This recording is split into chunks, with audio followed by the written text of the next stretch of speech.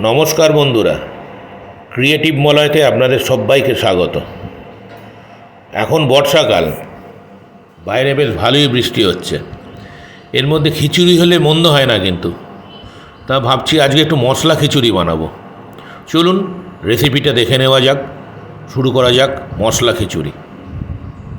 মশলা খিচুড়ির মশলা বানানোর জন্যে একটা বড় পাত্র নেওয়া হলো, খালি পাত্র। এতে ঢালবো 4টে মিডিয়াম সাইজের পেঁয়াজ কেটে রাখা, এগুলো ডুমো ডুমো করে কাটা হয়েছে। 3টে বড় সাইজের কেটে রাখা টমেটো, 10-12 কোয়া রসুন আর একটা টুকরো আদা রাফলি কেটে নেওয়া হয়েছে।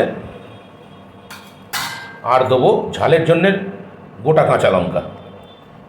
এবার এতে দেবো পরিমাণ মতো জল দিয়ে এটাকে মিক্সিতে পেস্ট করব, ফাইন পেস্ট তৈরি করব।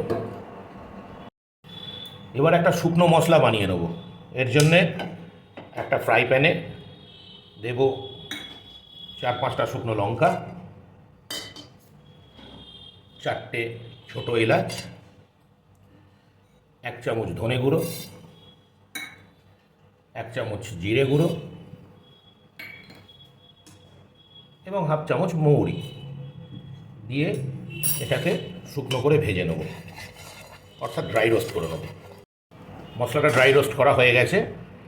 এবার এটাকে একটা পাত্রে ঢেলে নেব, ঠান্ডা করব, তারপর এটাকে মিক্সিতে গুঁড়ো করে নেব। এবার গ্যাসের ওপরে একটা ফ্রাই প্যান বসিয়ে নেব, পেস্ট করা যে মশলাটা আছে ওটাকে ভেজে নেওয়ার জন্যে। প্যানটা গরম হয়ে গেছে।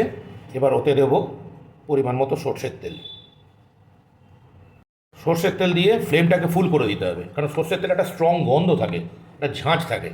ফ্লেমটাকে ফুল করে দিলে তেলটা একটু তাড়াতাড়ি সাদা হয়ে যাবে দেখবেন, এবং ওই ঝাঁঝটা চলে যাবে। খিচুড়িতে এই ঝাঁঝটা একদমই ভালো লাগবে না। সর্ষের তেলটা ভালোভাবে গরম হয়ে গেছে। এবার এর মধ্যে কিছু গোটা মশলা দিয়ে দেবো। তেজপাতা, দারচিনি, 4টে ছোটো এলাচ, 4-5 লবঙ্গ দিয়ে একটু নাড়াচাড়া করে নেব। যখন দেখবেন এর একটা সুন্দর গন্ধ বেরিয়ে গেছে, তখন এর মধ্যে দিয়ে দেবো পেস্ট করে রাখা টমেটো পেঁয়াজের মশলাটা, টমেটো পেঁয়াজের পেস্টটা।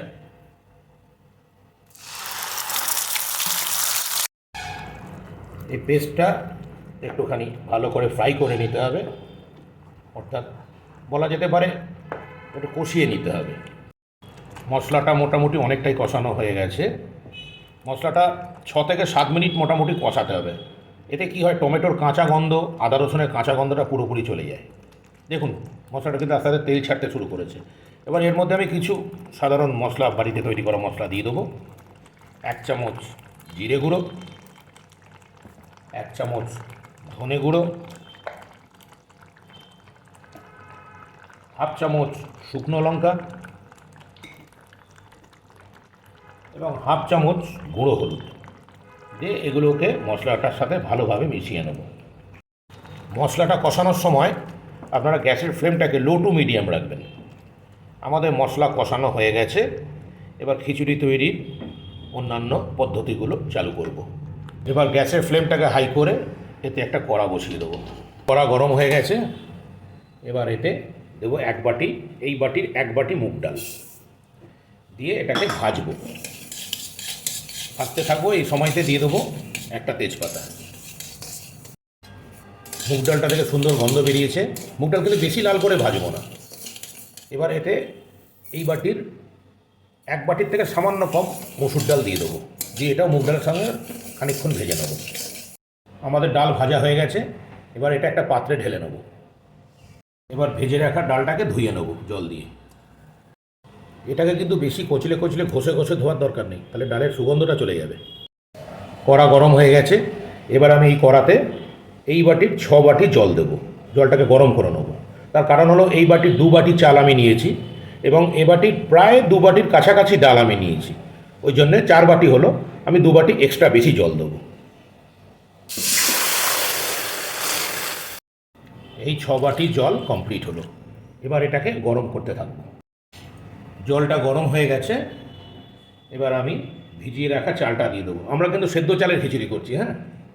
ভিজিয়ে রাখা চালটা এতে দিয়ে দেবো। এবার ভেজে ধুয়ে রাখা ডালগুলো দিয়ে দেবো, দিয়ে চাল আর ডালের মিশ্রণটাকে ভালো করে মিশিয়ে নেব। এবার এতে রঙের জন্য দিয়ে দেবো 1 চামচ গুঁড়ো হলুদ, স্বাদের মতো নুন।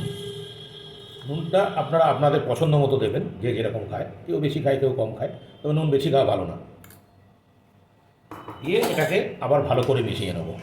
ভালো করে সব মেশানো হয়ে গেছে, এবার এটাকে ঢাকা দিয়ে দেবো। ঢাকা অবস্থায় এটা কুক হতে থাকবে। জলটা অনেকটা ফুটে এসছে, এবার এই বাটির আরও 3 বাটি জল আমি এতে দিয়ে দেবো। আমাদের চাল ডাল অলমোস্ট রেডি। এবার এর মধ্যে দিয়ে দেবো ওই কষিয়ে রাখা মশলাটা। কষিয়ে রাখা মশলাটা চাল আর ডালের মধ্যে দিয়ে দিলাম। এবার এটাকে ভালো করে মিশিয়ে নেব।